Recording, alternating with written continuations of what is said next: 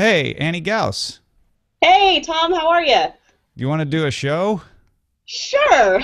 Since I'm it already happened, here, so we since we just happened to have you on a hangout here. yeah, absolutely. All right, let me make sure I'm recording. I'm recording. We're streaming. Yay! All right, here we go. Yay.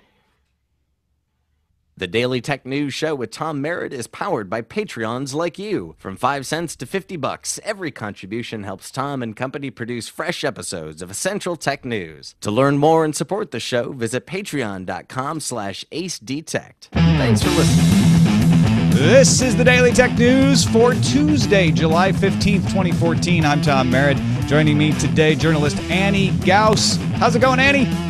Good, how are you? Thank you for joining me. How is your cornea? My cornea is completely healed by now. It healed a lot quicker than I expected, but I hope that never happens to me again. That was ridiculous. We had scheduled Annie. You probably heard me promote that she was going to be on the show, and then the weirdest accident happened, and I'm sorry to hear that, but I'm glad it's all better now. Yes, it's probably for the best that I didn't appear on the show that time because I would have been wearing a giant eye patch, and it would have been very off-putting. Oh no! To Now I wish you had. It wasn't a stylish eye patch. It was a okay, pretty unsightly. Then maybe you're right. We are going to talk about the internet sensation that's burning up the subreddits, the famous Comcast call with Veronica Belmont and Ryan Block. But first, let's get to the headlines. GigaOM reports Google's Chris Evans announced Project Zero today, a team of security pros hired by Google to look for vulnerabilities in non-Google software. Any software depended on by a lot of people is fair game, according to the blog post. Ben Hawks, Tavis Ormandy, and Britt Ian, those names are probably familiar to some of you out there, are apparently on the team, as is George Hotz. GeoHotz is the first intern, but they're also hiring. So if you'd like to get in there and hunt for bugs and hack around, by all means, take a look at google.com. Bloomberg reports Microsoft is planning its biggest round of layoffs in 5 years as part of the integration of Nokia's handset division. This is not a surprise if you listened closely or read closely Satya Nadella's memo. Bloomberg sources say the reductions will probably be in engineering, marketing, and areas of overlap with Nokia. Makes sense. Microsoft's biggest round of job cuts ever happened in 2009 when they let 5,800 people go. The Verge reports Microsoft is beginning to distribute Windows Phone 8.1 to your Lumia devices out there. 8.1 includes Cortana, the digital assistant, new customizable live tile layouts, a new keyboard, and a bunch of other cool features. The Next Web reports Samsung, Google, and ARM have teamed up to develop an Internet of Things wireless networking protocol called Thread. If it sounds like maybe you heard this story earlier this week, that's because the other day, Samsung and Intel were among several companies proposing the Open Interconnect Consortium as a new standard for the Internet of Things. Thread, however, isn't an application protocol or a connectivity platform. It's a networking protocol that has been built upon open standards. A current version of Thread is available in use already by Nest thermostats. The Next Web reports Apple has announced a new service in Japan that lets customers add cash to their iTunes account in the store. Apple Bank, anybody? Here's how it works. iTunes Pass is what it's called. Lets you purchase credit in store for the iTunes Store app or the App Store or the iBook Store. Have that money immediately applied to your Apple ID account instead of needing to receive a gift card and then go through the process of entering a redemption code. So, Annie, that makes sense. You just say, I want to add money to my account. Here's the money. And then they do it in the store. Yeah, I also noticed that on the Japanese website, one of their selling points for this is that it'll allow you to kind of control what your kids are doing. So you can kind of give them a sort of an iTunes allowance if you have children, so they can't go buck wild with your, your iTunes account. Right, and that's a whole lot easier than saying, okay, I need to buy this card, and now I have to go through the dance of taking the card number and scratching it off and then putting it in. Just like put the money right into my account. I think that's cool. Yeah. Well, now we know why Babak Parviz left Google for Amazon yesterday. His work on Google Smart Contacts must have been done. And Gadget is reporting Google has licensed its smart eyewear to healthcare specialist Novartis, which will develop new products based on it. The first of two new products will be lenses that measure glucose levels in tear clear fluid to help diabetics. We'd heard about that one before. And the second will restore focus on near objects so far-sighted people can have contacts. And I don't have to put these things on anymore when I need to read something. Considering my recent cornea situation, this makes me a little bit nervous. Putting something up in your eye that can move around with electronics. Yeah, I could see that.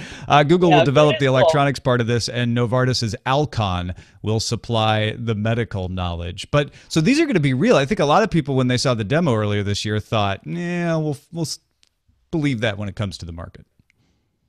Yeah, and it does sound like this is many years away from being anything near a consumer product, because as was pointed out in a lot of the articles about this story, that the medical science is a little bit behind on this, and the connection between, the correlation between tears and actual blood glucose levels hasn't been as well established as they would probably like. So we'll probably a few years away.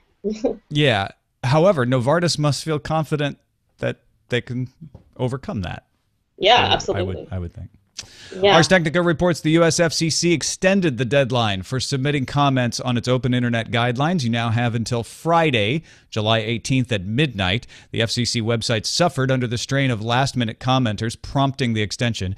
People can also get their views into the official record by emailing openinternet@fcc.gov. At the same time, TechCrunch reports 13 senators sent a letter to FCC Chairman Tom Wheeler requesting that internet service be classified as a common carrier under Title II of the Telecommunications Act.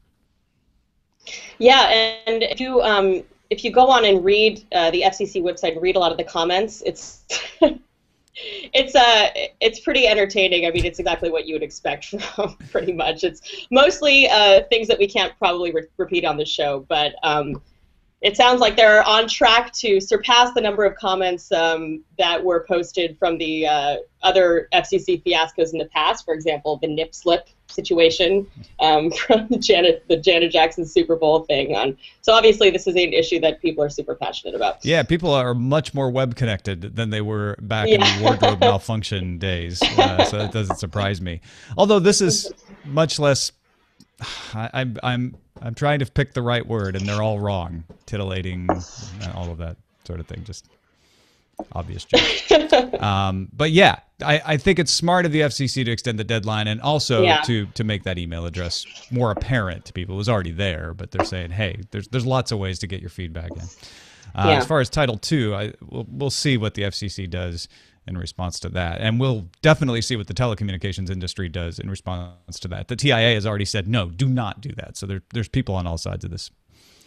Reuters reports Japanese messaging app Line intends to go it alone rather than look to get acquired. Reuters sources say Line applied for an initial public offering valued at over 1 trillion yen. It's about 9.85 billion US.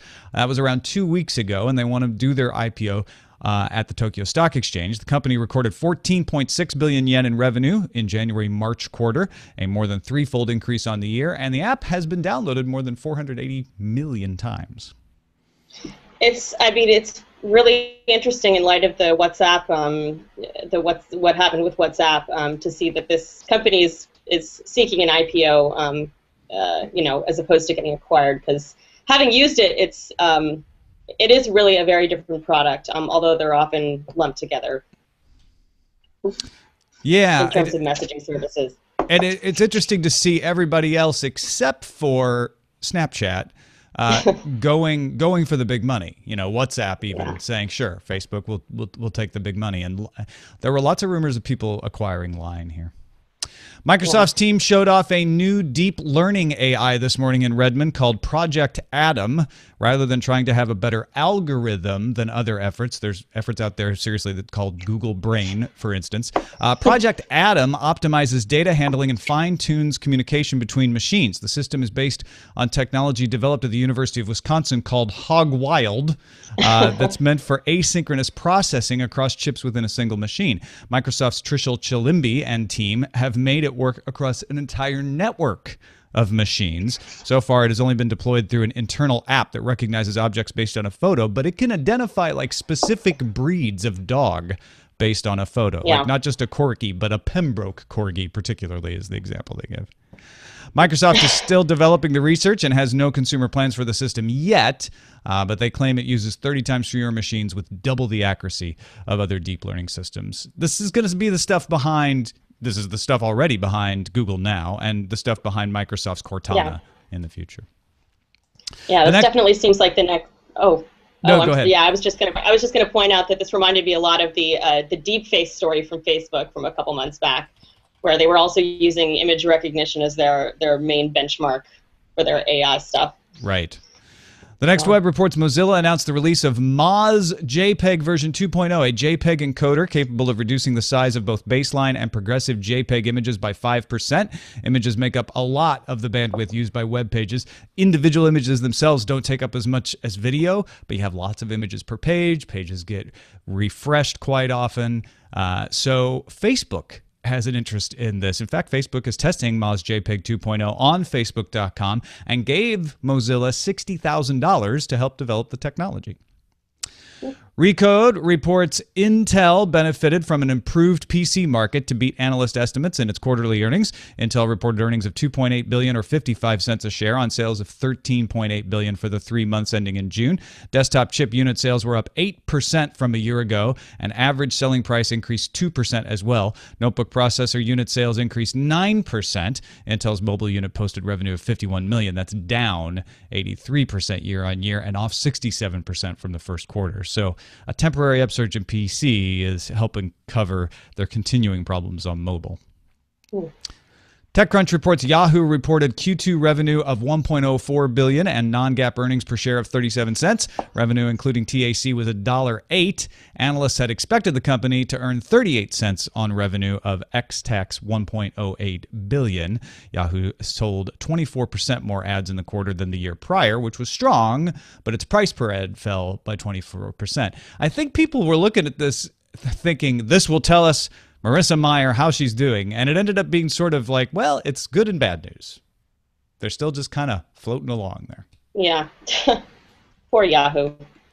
Time for some news from you. Norm Gregory and TM204 both submitted articles from Ars Technica and Hollywood Reporter about Dish's victory over Fox in the Hopper lawsuit. Fox had asked for a preliminary injunction and pointed to the Supreme Court's determination that Aereo was a public performance, claiming Dish's Slingbox-like service in the Dish Hopper was the same thing. On Monday, the Ninth Circuit Court of Appeals ruled that a district court didn't abuse discretion by denying Fox's motion for a preliminary injunction. And remember, that's just Fox losing on saying, we need Dish to stop selling the Hopper now until the court case is done.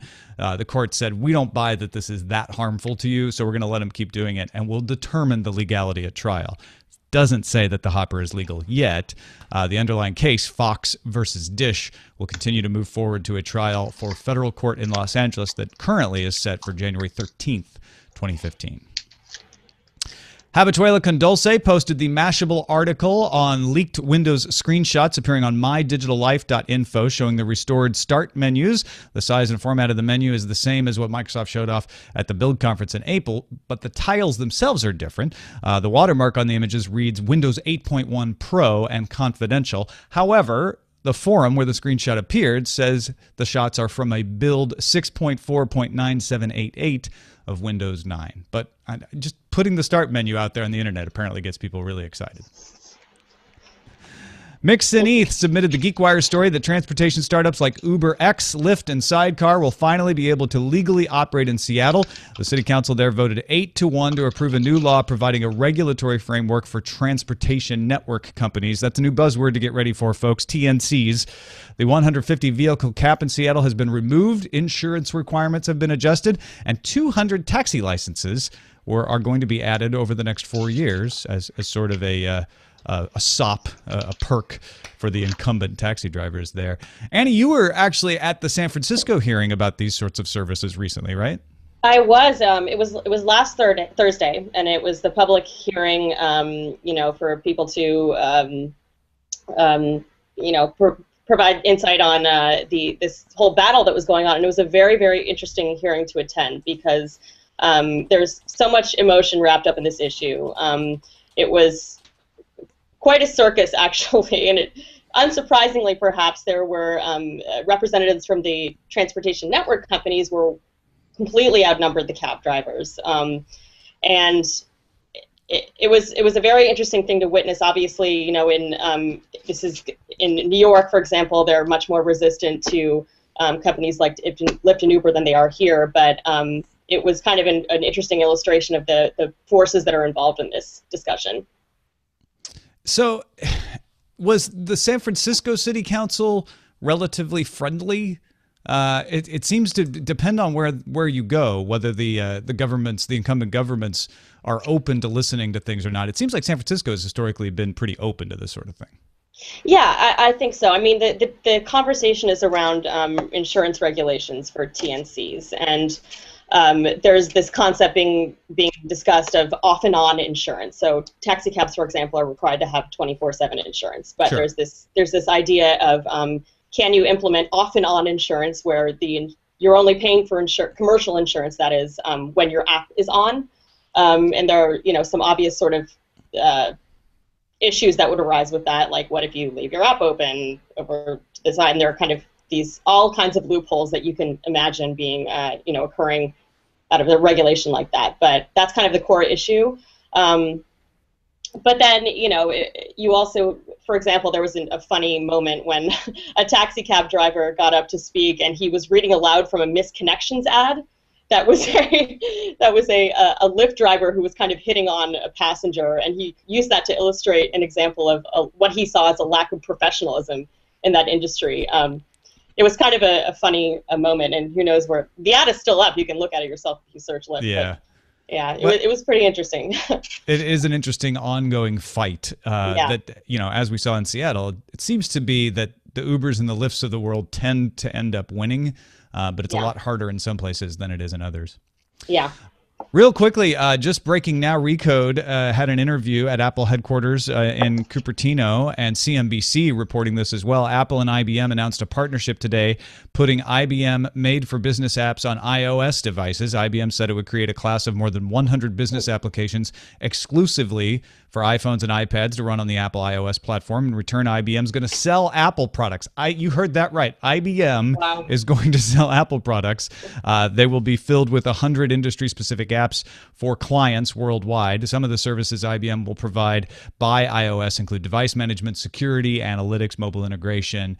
Those apps will be available this fall and include IBM cloud services, as well as a new Apple Care service specifically for business clients. So this is unprecedented on both sides. On the one side, IBM tying up with Apple on anything is historic. On the other side, Apple saying we're going to let another company implement an entire side of the business. Apple wants to be in the enterprise, but I guess they made the decision we don't want to start an enterprise level business, so let's just let IBM do it. Yeah. Our plug of the day, Daily Tech News Show shirts with Mustafa from thepolarcat.com's logo on them. If you would like a shirt, they're available in white, black, and ash. Go to slashloot.com. They look nice. I've seen them in the wild now on people, although I still need to order one myself. SLASHLOOT.com. And then go to the podcast section, look for Daily Tech News Show, and you can pick one up there. And we thank Mustafa for creating the logo, and we thank Slashloot for carrying the shirts. All right, SDC 111 submitted the topic to subreddit of Veronica Belmont and Ryan Block's call to Comcast. Here's what happened. Now, we have a recording of part of this call, but not all of it. Veronica called Comcast to cancel service as part of a move. She had already signed up for another provider called Astound, had that in the new place, was living in the new place, and was calling Comcast to say, I need to cancel service in the old residence. The customer retention agent made the usual attempt at customer retention. And Veronica says, I told him unequivocally that we would not be keeping the service, and I didn't want to get into a back and forth with him.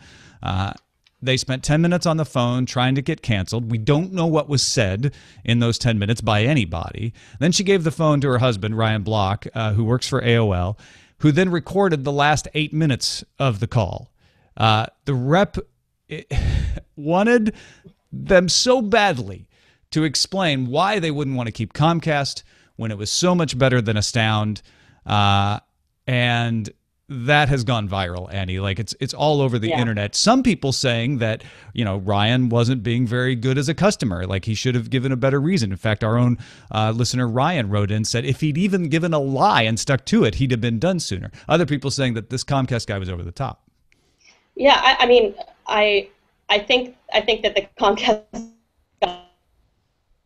was over the top. But, it's who knows what goes on in the kind of the back end of their customer service system. But clearly, he must be under some kind of pressure to provide that answer. Otherwise, it'll reflect poorly on his performance. So it's hard not to have a little bit of sympathy for him. But at the same time, he obviously didn't handle it as gracefully as he could have. Graceful would not be the word I would use. Yeah.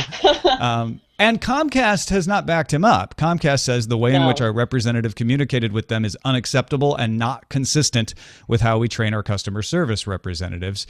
However, okay, that's what Comcast needs to say in this instance, right? Because there's outrage on the internet. They have obviously, I'm not tending to believe that this guy is an anomaly. Maybe he's an anomaly in how long he kept going at this. But I've heard tell other tales, and I've actually experienced people being this pushy with me before. There must be some kind of environment there that encourages you to not lose a customer at all. And maybe this guy had a perfect record or something. I don't know. Yeah, sure. I mean, I was kind of looking around the internet today for anecdotes about people who have worked in Comcast customer service, and I came across a consumerist article that, granted, it was from 3 years ago or so, but it was pointing out all these guidelines that are in place for those reps, and some of them being sort of suggested complete call time. So for and on average, Comcast expects, this is from the consumerist article, expects the rep to finish a video call between 7.5 minutes, and so there are all these kind of parameters for how long those calls are expected to last. So, you figure if he has a 3-minute call where the customer cancels their service, that will reflect badly on him. So it's easy to imagine what kind of environment that must be to work in, and how that kind of reflects on the company as a whole. And I think there's an out to be had if someone says, for instance, I have an example where I called and Comcast was trying to upsell me to television in addition to my internet, which I had when I lived up in Marin County. And I said, I just really don't want it. I have DirecTV. He's like, well, why are you keeping DirecTV? And I sort of paused. He said, is it for the NFL? And I'm like, yeah, even though that wasn't really why. He's like, yeah, hard to argue with. I swear, all he needed to do was check that box. Like, guy said it was NFL, and he's off the hook, right? There's something like that where they need to have that reason why they were not able to retain the customer. And maybe that was what was going on here. But this brings up a larger question to me. Why do you think these ISPs and mobile carriers are just as hard on this sort of thing?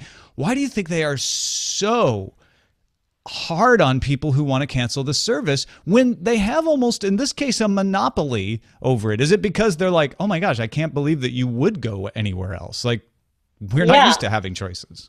Yeah, I mean, I think it's part of probably just a larger culture of being extremely pushy with the customer. I mean, they've probably had a lot of success in part by kind of, I don't want to say it, tricking people is kind of a strong way to say it, but between all of those offers you get, like free HBO for however long, and in the fine print it's all kinds of ways to kind of get money out of you.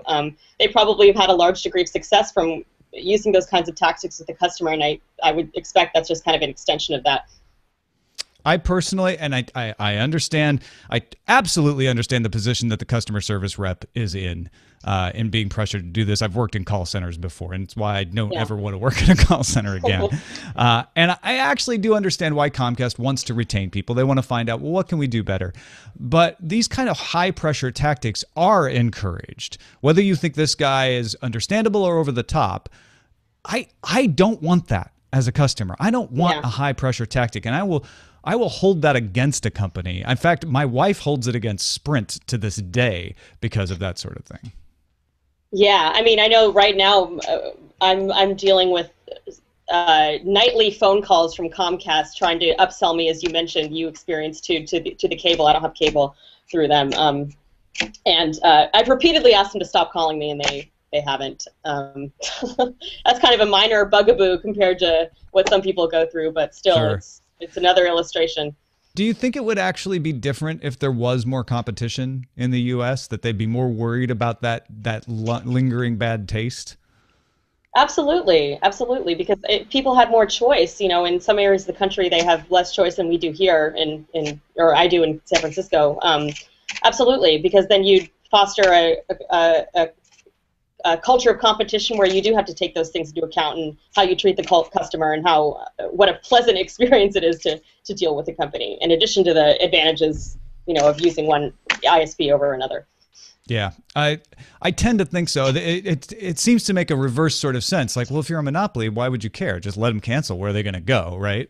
Yeah. But it seems like because it's so unfathomable that someone would want to go anywhere else, that maybe it's easier to convince people to stay in that case by saying like, oh, well, we'll just cut. Is it money? If all it is money, we can give you an option. We can cut it down. So it is an interesting position that these companies are in, and it definitely makes me hesitate on whether Comcast and Time Warner Cable combining would make customer service any better. That's one of Comcast's arguments, is we will have better customer service when we have a larger system to work with.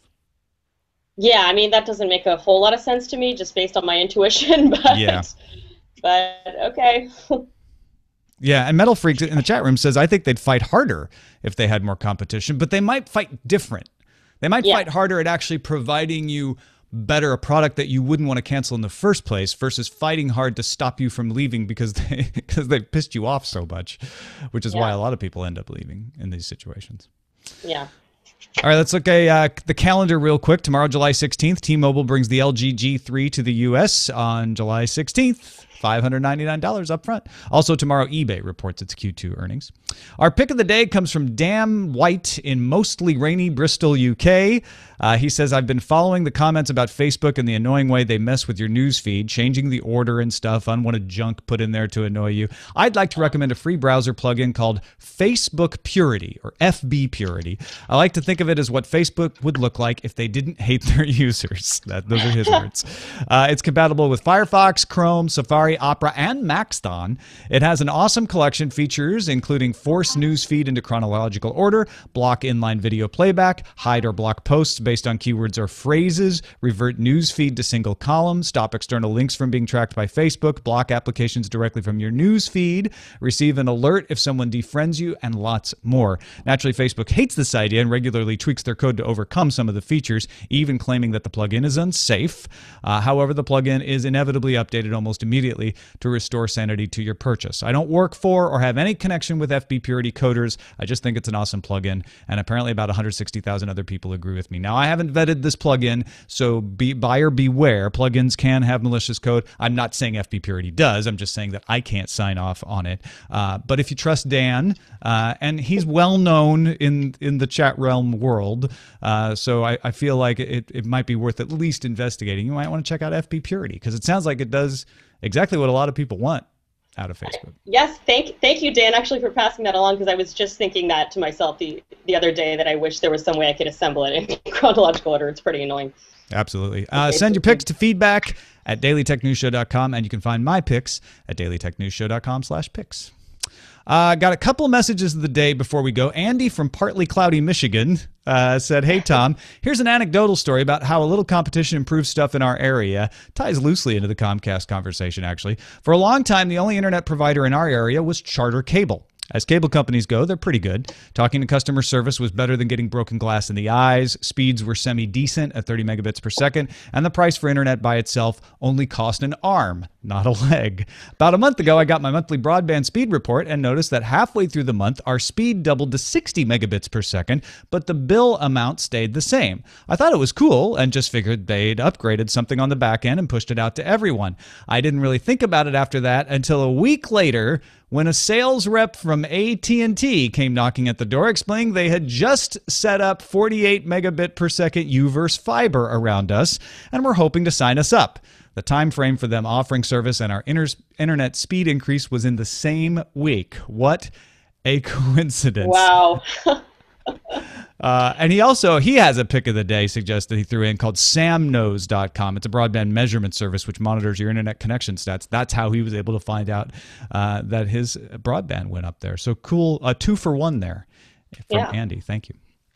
Great. And real quickly, an extra message from TV's Egon, who posted in our subreddit, dailytechnewsshow.reddit.com, a ton of picks from Nerdtacular into a Dropbox, and he shared the link out with everybody on the subreddit. So go to dailytechnewsshow.reddit.com to find that link, or you can find it in our show notes as well at dailytechnewsshow.com. It was a lot of fun, and thank TV's Egon's a good photographer as well. He took some amazing shots. Jenny Josephson, our producer, is using one of those as her avatar now. It's a cool shot. I love seeing that. Well, thank you, Annie Gaus. Time flew. I can't believe we're actually even running a little longer than usual. This was awesome. Yes, thank you so much for having me. It was really fun. Twitter.com/Annie Gaus, ANNIEGAUS. Anything else going on you want to let folks tell folks about, mention, plug? For now, probably just my Twitter and my Facebook, which is at facebook.com/Annie Gaus. You can find me there.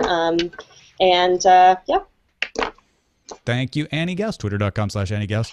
Also, 4,141 patrons. I want to thank you for keeping the show going. You are what makes the show possible. I'm glad that you find value in the show and are willing to give a little value back. Patreon.com/AceDetect to find out more about that. Or if you're like, I don't know how to spell Ace Detect, I don't blame you. It's bit.ly/helpdtns as well. Don't forget, you can have a voice in what stories we cover at our subreddit, dailytechnewsshow.reddit.com. You can email us, feedback@dailytechnewsshow.com. Give us a call, leave us a voicemail, 512-59-DAILY. That's 512-593-2459. And listen to the show live at mobile.alphageekradio.com and visit our website, dailytechnewsshow.com. We'll be back tomorrow with more news. See you then.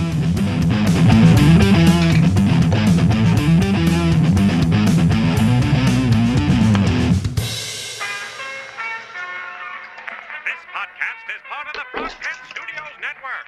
For more information about this and other shows, visit frogpants.com. Audio programs so good, it's like you're there.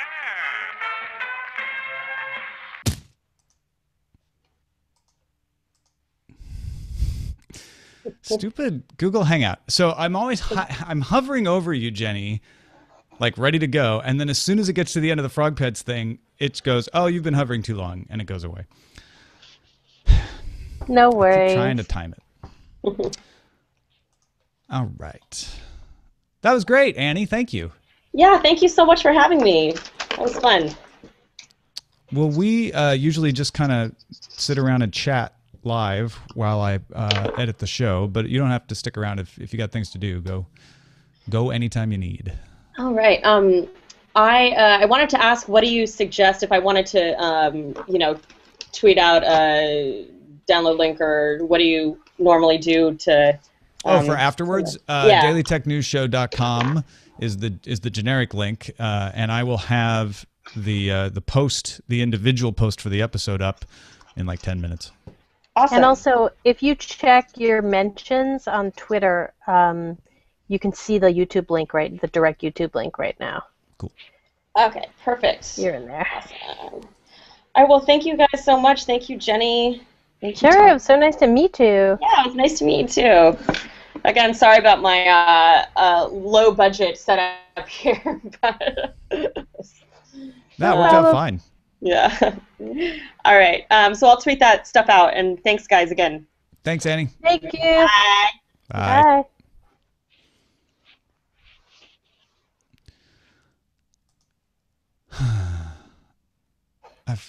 I forgot to turn the air conditioning on. Oh, man. That's brutal. It's been so humid here, I can't even... I'm just not accustomed to it. I never do this. Uh-oh. I'm gonna. The jacket is coming off. That bad. Wow. I'm rolling up my shirt sleeves and going to work Uh-oh. on the levelator. All right. Well, Titles. we got a lot of titles. Okay, good. I shall go in reverse order. Oh, do we have the Showbot thing? Yeah, it's so awesome. cool. Do you want the link? Yeah, I just saw it in the chat. Okay. Okay, So go ahead. I'm going to start with things that have one vote or more. I don't understand this. Did I miss this? Why 2014 won't be like 2014? Okay, the vague part of me thinks that's a reference to a Comcast Right. or a Microsoft ad. Right. I just couldn't catch the reference. Maybe it's a So that has Microsoft ad. 1 vote. My personal elegant favorite is lowercase I, capital BM. So That is elegant, Tin and that's Vic. elegant, but Yeah. it only has 2 votes. We have Microsoft goes hog wild. We have Except it's not. Well, I guess, yeah. No, No, you're I right. know. It is. Yeah. It we have the Blockmont tapes. is. Yeah, of course. We have breaking up with Comcast. Oh, it's hard to do, really. Jackie Hearn had well, right. That was Jackie Hearn's title, which is breaking up with Comcast is hard to do. Literally. Literally. This is CS803. I love, which is the Comcast Inquisition, and I might add, nobody expects the Comcast Inquisition because nobody does. And then we have blocked. But really, the number one with 7 votes is, Go ahead. the Belmont tapes. We can't call it the Belmont tapes. That's the name of the night attack thing. I know, but it is the smartest title. So we have no whatchamacallit? We have no shortage. We have no shortage. No shortage, yes. Do you like the Belmont tapes the best, really? Well, in terms of a clever reference that most of your chat room audience knows about, but it's incorrect in one critical way, which is there's no Veronica on the tape. See, my problem with it is if you don't understand, then you just Yeah, think, it means oh, okay, meaningless. it's because it's Yeah. Veronica Belmont. And if you And do that's understand, you're why- like, but those aren't the Belmont tapes. Yeah. That's why my very favorite is the simplest one, which is lowercase I. The IBM. Yeah. I mean, that's just like classic. That is Now, there really were some smart. others. Yeah. There were some others which I'll just rattle out, which is Do You Even Lift, Comcast Blocks Block, iBucks, Bug Hunters, and IBM's Apples. Do You Even Lift is hilarious. Do You Yeah. Even Lift? Yeah. My only problem with IBM is it's such a small part of the show, but it's so good. I know. And also, wouldn't you suggest that it is actually the biggest news of the day? I can't tell yet. Right. See, I have what are the 5, is it 5 steps that you go through of grieving? Yeah. I have 5 steps of breaking news before I actually have seen the reaction, where my first step is always like, it's not that big a deal. Like, because I want that barrier to be really high for it to get over. And the thing that gets it over that for me is, oh, it's Apple and IBM. But the fact that it's enterprise level, I think people are going to overreact to it. But yeah, you're probably right, though. It probably is. I mean, the it's biggest news of the day. isn't it the first time that Apple has made such a big partnership with a major software company? Not just an acquisition. Microsoft Office for OS 10 or OS 8 right? would have been, was it even OS 8? The It would have last been big earlier. one. Microsoft Office for Apple, for Mac. That was arguably bigger than this. Mm-hmm. Because they were definitely at loggerheads. Right.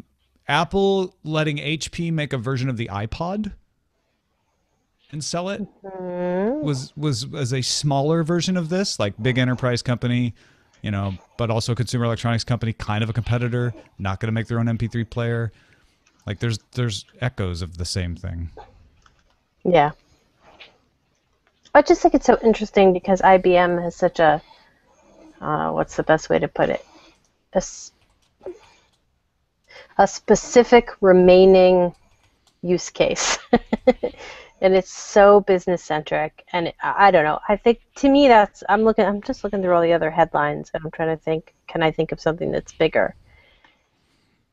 Well, the Comcast thing is the SEO title, right? Because everybody's looking at that. Yeah. And that's why breaking up with Comcast is probably the best one of those. Yeah. I would agree.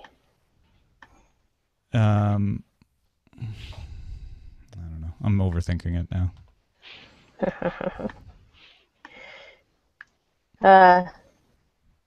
The retention detention.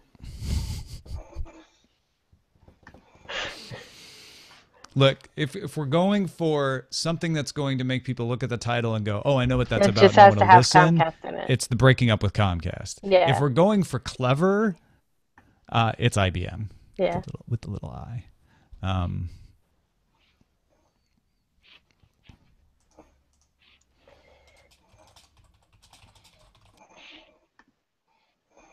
All right, I'm going with IBM, just cause.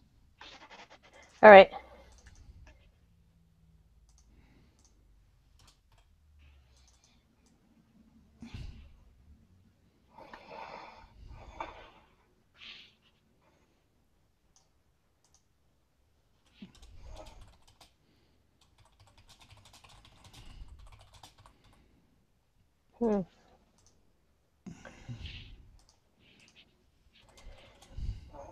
Now, the other question is, who wants to be on the show tomorrow? Yeah. Well, don't say Oh, the boy. chat. The entire chat room will now raise their hands. I know. The Comcast Inquisition.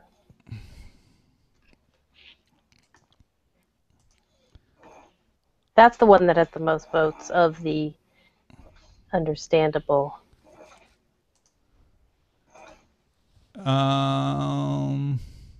Let's see if Belmont wants to be on. We promise a Comcast free zone. Although we're going to get a ton of email about this, I would guess. You think? I think. I am often surprised at stuff like this where people kind of get it all out of their system early, but I still think we'll have people writing in. Mm-hmm. I would like to personally hear from a Comcast retention specialist who we would certainly promise anonymity to. Well, Adam 12 in the chat room is a former Comcast retention person, apparently. What? Well, I don't know if he was retention, but he said in the chat room during the show that he worked for Comcast, and they, in fact, did have a checkbox like what I was describing, where you had to check off your reason. Yeah. Jackie Hurd, do it. That would be awesome. It's not you, it's me. It's not you, it's me. No, really, it's not you, it's me. That over a candlelight dinner. So Can you get it done in 5 minutes, Jackie Hurd? Like, oh boy. All right. Brushwood can't be on for another month and a half. Mm-hmm. We could ping jury. Yeah. Adam 12 was tech support. Adam was tech support. Okay, Yeah. not retention. All right. TBD.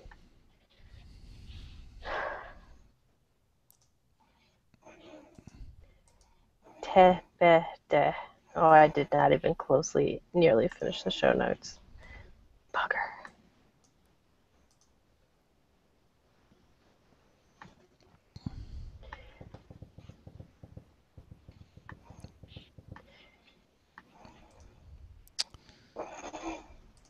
Let's see if archive.org is working today.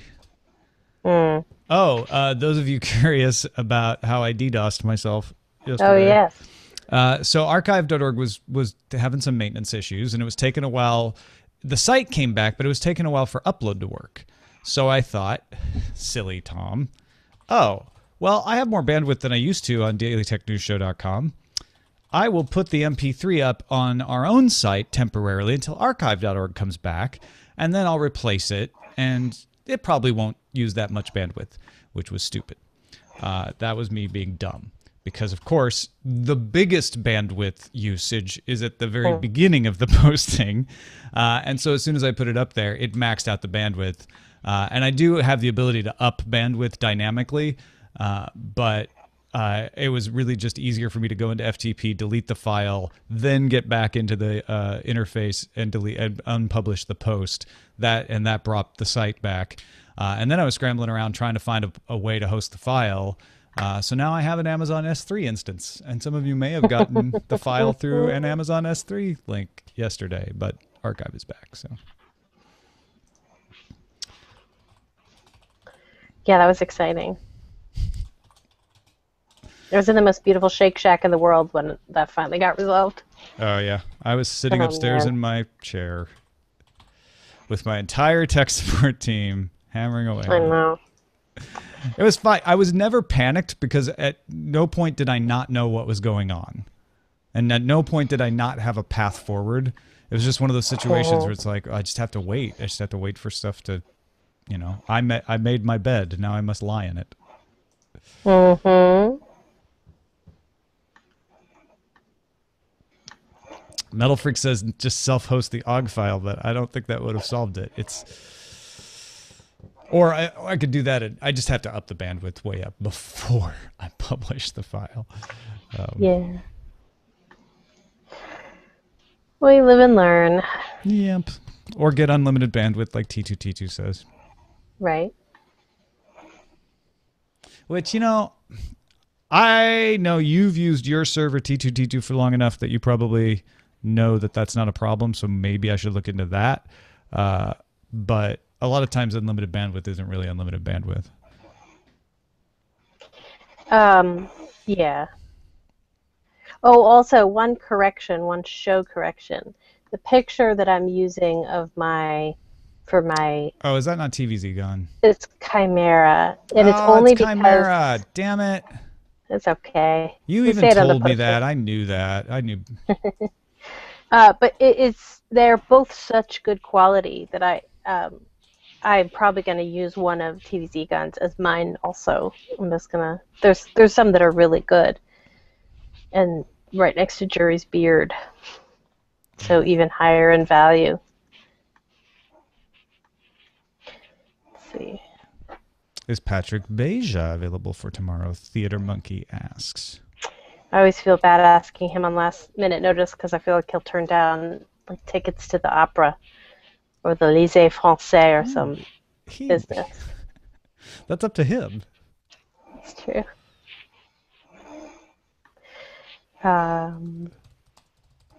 If he thinks we're cooler than the opera.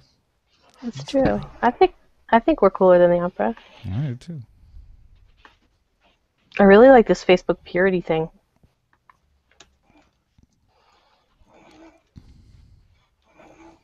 T2T2 is like the server they're getting is new and it's dedicated. Yeah. I have a dedicated VPS, but it's not an actual dedicated server.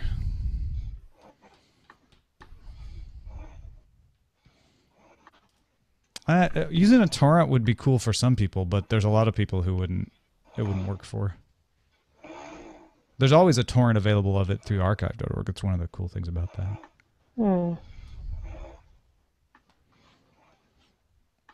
All right, I needed to tell Theater Monkey this in the chat room privately before I could say it out loud, because he deserves to know first. But new show launching on Tech Republic tomorrow, hosted by me. Nice. Called 5 Apps. What's it about? It's about 5 apps that are drawn together by controversy and have to overcome obstacles. And one of them tells a joke about a baby tomato. Yep. Catch up. Catch up with me. App Force 5. It's App Force 5. No, it's basically a top 5, although it's not a top 5 because we don't count down like that. We count up. Right. 1, 2, 3, 4, 5. And it's very enterprisey, businessy. But Joe's been helping me shoot these since January, and we banked a bunch of them, so they're launching them tomorrow. Nice. And they're short. They're like a few minutes long. All right, I have finished the show notes. Yes, it is video. No, I didn't finish the show notes. I left out something pretty important. Doodly do. Okay, and I published. God, I'm so distracted. This is one of those days where everything was going ahead of schedule, and then that is almost like a curse when that happens. And then your friend broke the internet? No, I mean that I was all done with my notes on that early. It was just one of the you know how when you're ahead of And then schedule your you start producer to started relax. hectoring you? Well, no, actually that was good. I encourage that. But I forgot that because I had more time, there's this weird psychological thing when you don't have enough time, you're really like, nope, gotta concentrate, gotta work. But when you're like, oh, I've got plenty of time, I'm running ahead, you just sort of relax and like, well, let me have this philosophical debate. And then you're like, oh crap. Yep. I didn't have as much time as I thought. That is always a problem. Yeah. Are we excited for the All-Star game today? You mean the A's versus the National League? Yes. Yeah. Yep. Oh, cool. I watched a little bit of the Home Run Derby. We missed it. We were out and about at aforementioned Shake Shack, and so did not see it. Oh, but it ran long. Yeah. But David Ortiz wasn't in it. No, Yoenis Cespedes. Yeah. I know. An Oakland A.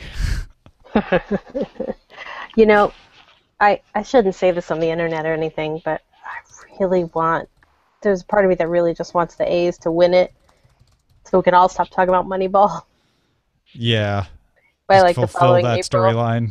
Yeah. So and Billy Beane really deserves it. I mean, if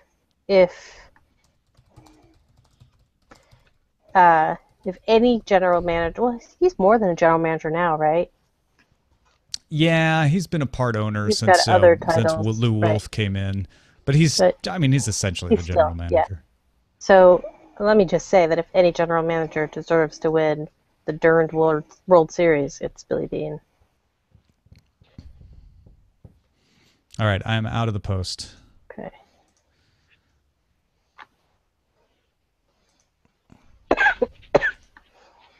Oh boy. And I think we're good. Nice title. Good option. Good everything. It all came together. I feel like I didn't give Annie enough attention during the headlines because I was trying to put one eye on that CNBC thing. Yeah. She did great. I like her. Yeah, she was fine. She was awesome. All right. Goodbye, everybody. Sleep well. Goodbye, Internet See you in the world. morning.